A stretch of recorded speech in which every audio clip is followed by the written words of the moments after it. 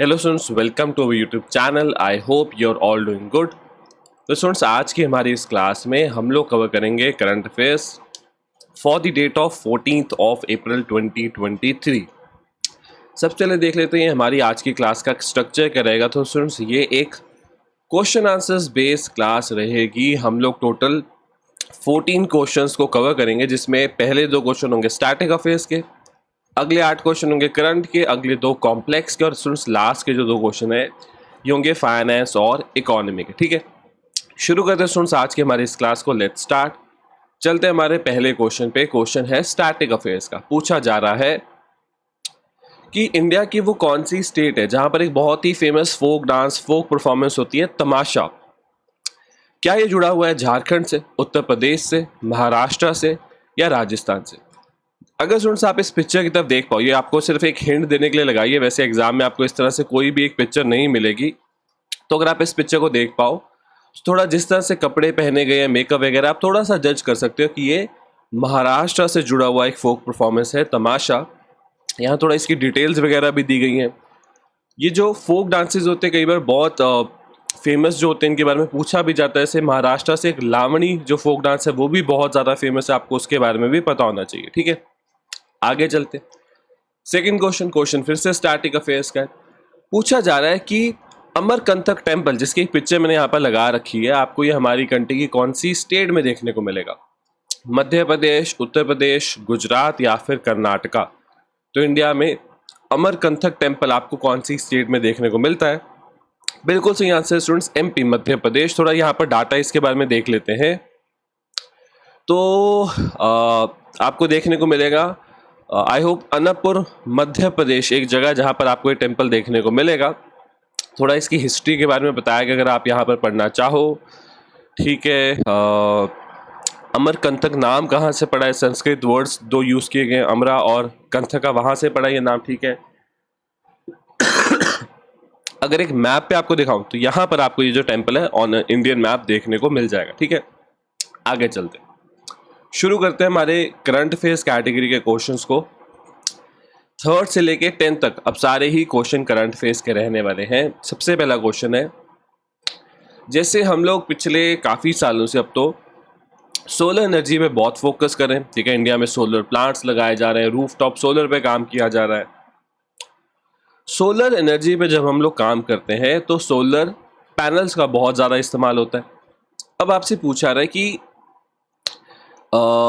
ये जो solar panel और उससे जुड़ी जो भी मैन्युफैक्चरिंग है, इसमें इंडिया कौन से स्पॉट पे है? क्या इंडिया दुनिया का लार्जेस्ट सोलर मैन्युफैक्चरर है? क्या वर्ल्ड सेकंड लार्जेस्ट है, 3rd लार्जेस्ट है या फिर 4th लार्जेस्ट है? तो ये सोलर इंडस्ट्री में हमने अब तक जितना काम किया, जितना भी पैसा लगाया, इन्वेस्टमेंट करी, उसका आज रिजल्ट ये है कि स्टूडेंट्स आज इंडिया दुनिया में 3rd लार्जेस्ट सोलर मैन्युफैक्चरर। आप देख भी सकते हो एक न्यूज़ आर्टिकल यहाँ पर क्या बता रहा है कि इंडिया अभी के लिए तो 3rd लार्जेस्ट है, पर 2026 तक, 2026 तक India 2nd largest solar photovoltaic manufacturing, मतलब सिंपली सोलर पैनल्स का जो मैन्युफैक्चरिंग होता है, इंडिया 2026 तक दूसरे नंबर पर पहुंच जाएगा। हम यूएसए को बीट कर देंगे। चाइना भी बहुत आगे चल रहा है, चाइना को बीट करना भी इतना ईजी नहीं होगा। ठीक है, आगे चल। और एक और चीज़, जब हमको ये चीज़ फील हुई कि हम सोलर एनर्जी पे तो काम कर रहे हैं, पर जो उसके सोलर पैनल्स हैं वो तो ज़्यादातर चाइना से आ रहे हैं, उसके बाद हमने फाइनली इंडिया में मैन्युफैक्चरिंग वगैरह पे ध्यान देना शुरू किया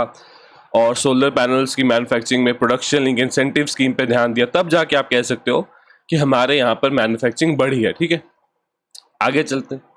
4th क्वेश्चन है करंट अफेयर्स का। आपने 3D प्रिंटिंग के बारे में बहुत सुना होगा। आज इससे पूरी बिल्डिंग्स बन जाती है, मतलब आप कुछ भी इक्विपमेंट है ना, सोचो, एक बार मैंने एक वीडियो में देखा था कि एक इंसान कोशिश करता है कि अगर मैं मतलब वो अपने घर पे गन 3D प्रिंट करना चाहे तो क्या वो पॉसिबल है? और उसने बहुत ही कंट्रोल तरीके से एक्सपेरिमेंट किया। उसने अथॉरिटीज़ को बताया भी कि इस तरह से मैं ट्राई कर रहा हूँ, और बाद में उसने फाइनली गन बना भी ली। इतनी स्ट्रॉन्ग, इतना सोफिस्टिकेटेड हो चुका है 3D प्रिंटिंग। अब हुआ क्या, एक स्पेस एजेंसी ने टेस्ट फायर किया fully 3D printed cryogenic engine, और क्रायोजेनिक इंजन स्पेस वगैरह में ज़्यादा यूज़ किया जाता है। क्या ऐसा करने वाली ये जो स्पेस ऑर्गेनाइजेशन, इसका नाम है Skyroot, ISRO, SpaceX या ब्लू ओरिजिन। देखो ये दोनों तो है बाहर की, पहली 2 है जो इंडिया की। इसरो तो ऐसा क्यों ही करेगा 3D प्रिंट, क्योंकि इसरो के पास प्रॉपर इंफ्रास्ट्रक्चर वगैरह सब कुछ है। ये चीज़ करी है एक इंडियन स्टार्टअप ने, स्काईरूट एरोस्पेस। आपको याद होगा आज से कुछ टाइम पहले उन्होंने अपना फर्स्ट रॉकेट लॉन्च करके भी दिखाया था। तो इंडिया में अभी के लिए ऐसा स्टार्टअप जो स्पेस में आगे जाके अच्छे से काम करता दिखेगा, स्पेस में आगे जाके इसरो की हेल्प करता दिखेगा, वो यहाँ पर स्काईरूट एरोस्पेस भी। वैसे इसके अलावा भी बहुत सारे स्टार्टअप्स हैं, पर वो भी थोड़े अर्ली स्टेज में, ये थोड़ा आप कह सकते हो एडवांस स्टेज में पहुंच चुके हैं, ठीक है। फिफ्थ क्वेश्चन है कि पिछले पूरे साल में इंडिया की बहुत सारी स्टेट्स को अलग अलग जीआई टैग्स मिले। जीआई होता है ज्योग्राफिकल इंडिकेटर टैग्स। जैसे कुछ ऐसे प्रोडक्ट्स जो एक पर्टिकुलर लोकेशन से आते हैं, जैसे कहीं का कोई फैब्रिक तो कहीं का कोई फ्रूट, कहीं का कोई क्रॉप तो कहीं का कोई प्रोडक्ट, ठीक है। इस तरह से जो चीज़ें होती हैं जो एक पर्टिकुलर ज्योग्राफी से आती है, पर्टिकुलर लैंड से आती है, तो वो जो स्टेट होती है वो क्या करती है कि चलो इसका जीआई टैग ले लेते हैं। जैसे दार्जिलिंग की चाय, नासिक के ऑरेंजेस, पंजाब हरियाणा का बासमती, आप समझ, इस तरह से जो प्रोडक्ट्स होते हैं। तो साल 2022-23 में सबसे ज़्यादा जीआई टैग्स इंडिया की कौन सी स्टेट को मिले? केरला, तमिलनाडु, कर्नाटका या महाराष्ट्र?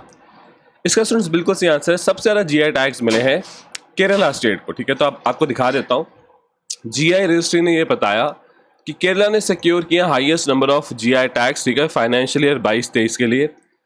कुछ उनके जीआई टैग्स का यहाँ पर नाम भी लिखा हुआ है। देखो ऐसे मैं आपको ये नहीं बोलूँगा कि सारे आप लोग पढ़ो, पर ये फिर भी बहुत इंपॉर्टेंट है आपके लिए कि आप जिस स्टेट से आते हो आपको अपनी स्टेट के कम से कम 2 या 3 इंपॉर्टेंट जीआई टैग्स के बारे में ज़रूर पता होना चाहिए, ठीक है। ठीक है, ये मैप में क्या दिखाया गया, तो इंडिया के कुछ स्टेट्स और यूटीज़ के जीआई टैग्स कवर किए गए हैं। जैसे मध्य प्रदेश की चांदेरी फैब्रिक है यहाँ लिखा हुआ, कूर्ग के ऑरेंज लिखे हैं, ठीक है, कर्नाटका से। फिर यहाँ पर लिखा हुआ है कंचीपुरम सिल्क लिखा हुआ है तमिलनाडु से, ठीक है। फिर यहाँ पर लिखा है दार्जिलिंग की चाय लिखा हुआ है वेस्ट बंगाल से। आप समझ सकते हो ना, तो बहुत फेमस प्रोडक्ट्स हैं सारे जो किसी ना किसी पर्टिकुलर लोकेशन से आते हैं और उनको जीआई टैग्स दिया जाता है। आगे चलते हैं। 6th क्वेश्चन, ये एक ऐसी चीज़ से जुड़ा हुआ है जो इंडिया ज़्यादातर ऐसी कंट्रीज के साथ करता है जिनको हमको फाइनेंशियली हेल्प करना है, ठीक है। क्वेश्चन है कि करेंसी स्वैप एग्रीमेंट क्या होता है। जैसे हमने श्रीलंका के साथ करेंसी स्वैप एग्रीमेंट साइन किए, उसकी डेफिनेशन पूछ रहा है। एक बार डेफिनेशन डिस्कस कर लेते हैं, उसके बाद मैं आपको थोड़ा करेंसी स्वैप और अच्छे से समझा दूंगा।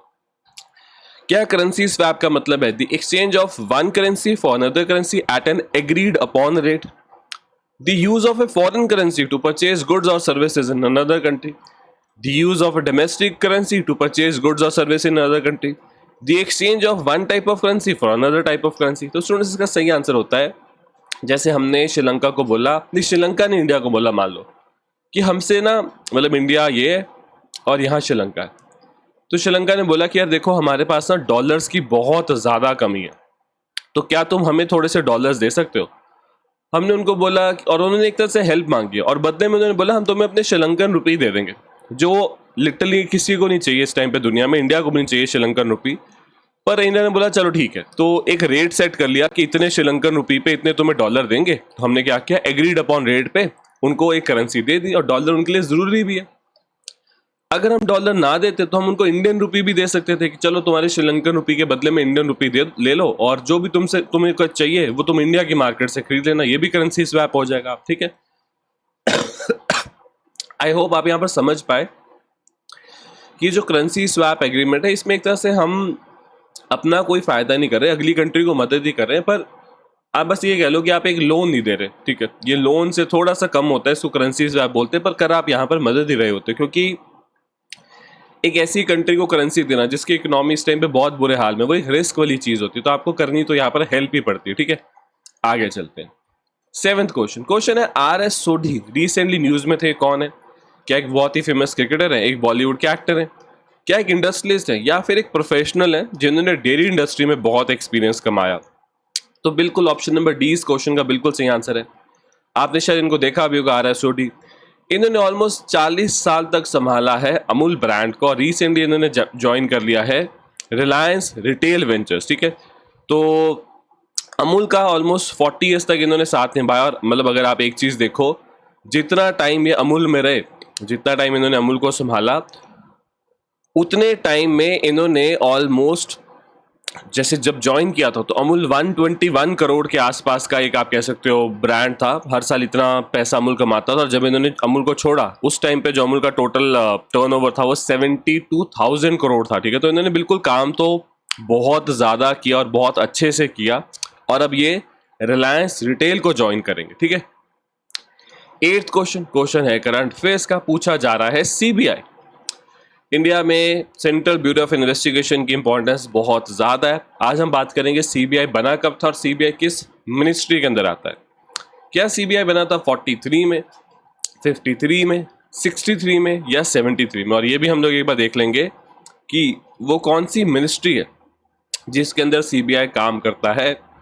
तो स्टूडेंट्स अगर तो बात करें सीबीआई बना कब था, तो ये बना था 1963 में, ठीक है। ये किस मिनिस्ट्री के अंदर काम करता है? तो मिनिस्ट्री का नाम है ministry of personnel public grievance and pension. अब आप सोचोगे कि सीबीआई को तो होम या डिफेंस ऐसी मिनिस्ट्रीज के अंदर काम करना चाहिए, ये कौन सी मिनिस्ट्री?